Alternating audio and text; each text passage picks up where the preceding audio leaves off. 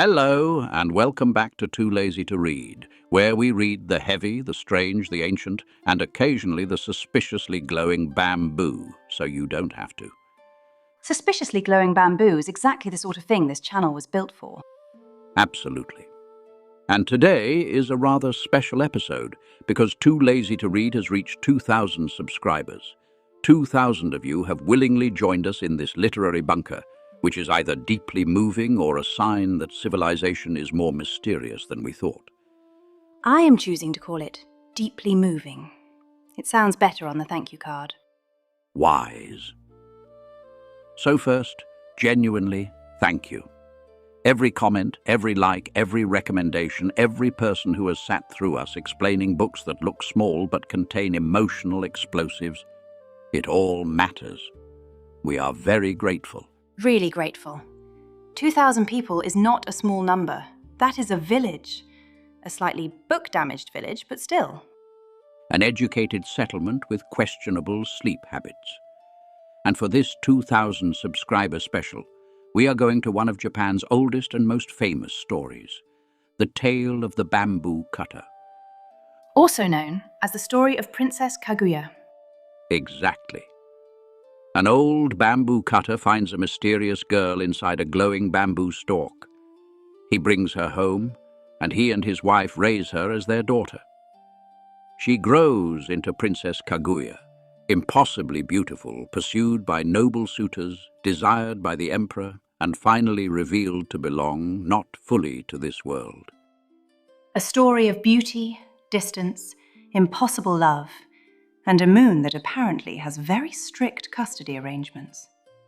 Which is to say, a cheerful little 2,000 subscriber special. Very festive, in a moonlit, emotionally devastating sort of way. One small note before we begin.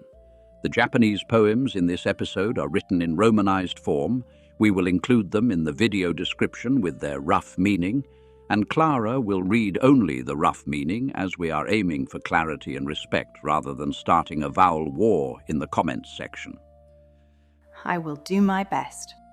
Now, the tale of the bamboo cutter, or Taketori Monogatari, is usually dated to the late 9th or early 10th century. That means we are not simply dealing with an old story, we are dealing with the oldest surviving Japanese work of fiction. And it is important to say fiction here. Not because the story is realistic. It contains glowing bamboo, moon people, impossible treasures, and one emperor having a very bad emotional century. But because it stands at the beginning of Japanese narrative literature. Exactly. The tale of Genji, written around the early 11th century, refers to it as the ancestor of romances, which is a rather grand title. Imagine writing a story so early that later literature looks back and says, yes, that one is basically our great-grandmother. A terrifying great-grandmother. Very beautiful, very polite, impossible to marry. That is also accurate.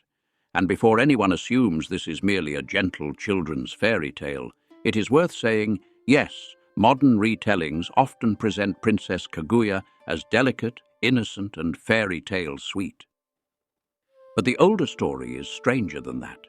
It has tenderness, yes, but also satire, emotional coldness, social comedy, failed courtship, impossible demands, and a final parting that is genuinely haunting. So less sweet little princess story and more ancient moon fairy tale with court politics, doomed romance, fraud investigations, and 5 men making decisions that suggest supervision was needed. Precisely. Kaguya-hime is not simply the beautiful princess. She is beautiful, yes, but she is also distant, severe, strategic, and almost impossible to reach. People around her keep trying to pull her into ordinary human life, and she refuses to fit. Which is rude, if you are a suitor, but extremely understandable if 5 strangers have been camping near your house like emotionally unstable garden ornaments. And that refusal is the heart of the story. The tale asks a very simple question in a very strange way. What happens when something heavenly